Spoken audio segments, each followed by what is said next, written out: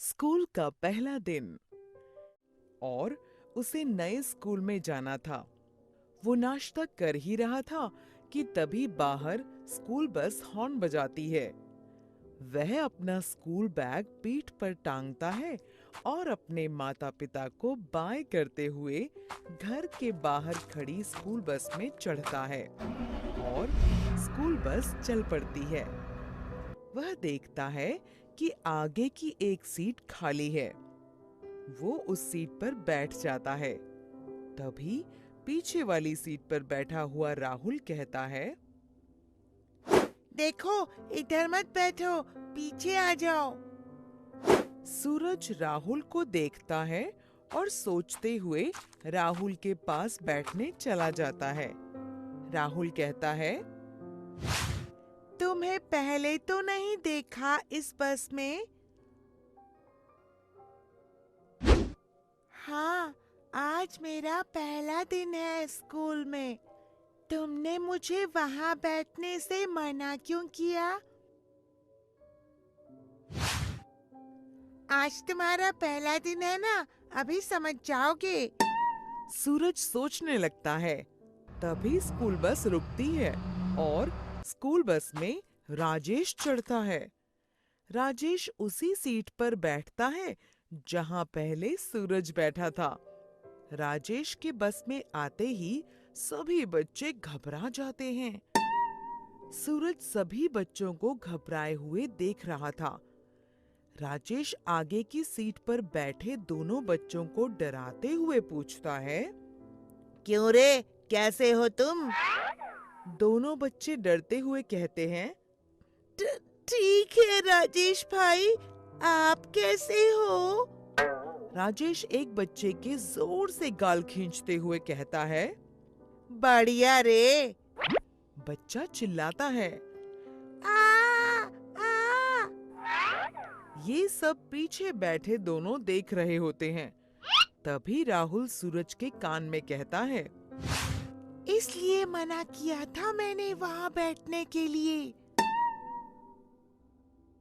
Thank you दोस्त, thank you.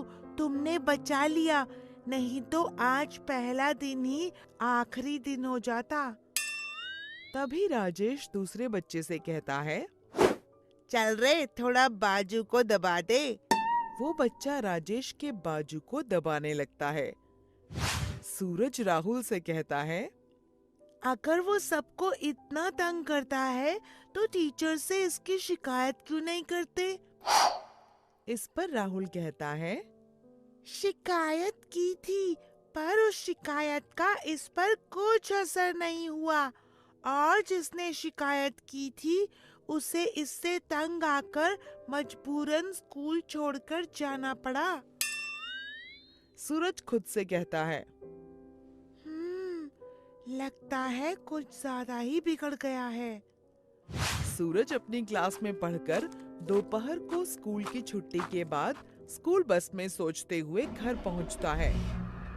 उसकी माँ उसे कहती है, आ गए बेटे, चल कपड़े बदल ले, मैं खाना लगाती हूँ। माँ टेबल पर खाना रखती है।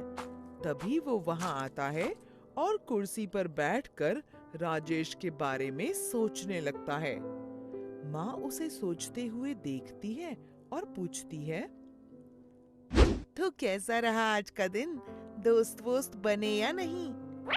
वो कहता है, अच्छा, दोस्त तो बने, पर एक रह गया है। माँ उसे परेशान देखते हुए पूछती है, मतलब क्या बात है? मुझसे कहो, मैं भी तुम्हारी दोस्त हूँ ना। सूरज माँ को देखता है और फिर स्कूल बस में जो हुआ वो सब बता देता है।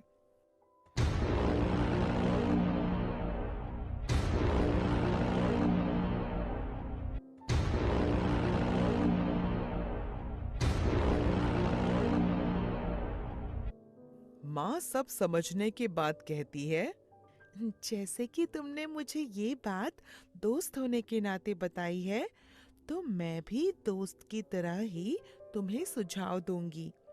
वो सूरज को समझाने लगती है। वो बाहर से 2 छड़ी लाती है, फिर बड़ी आसानी से पहले एक छड़ी को तोड़ती है और फिर दूसरी छड़ी को। सूरज की समझ में कुछ नहीं आ रहा था।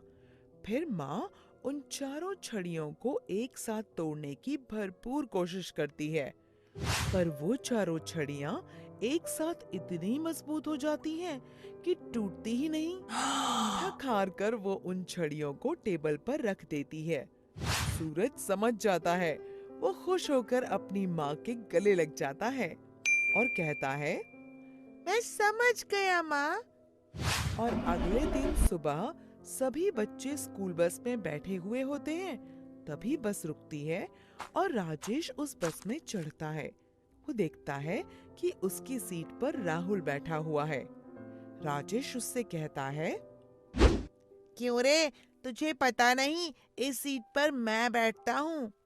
राहुल कहता है, पता है, पर आज मैं बैठूंगा। इस पर राजेश कहता है, लगता है तू ऐसे नहीं मानेगा। राजेश राहुल को मारने लगता है।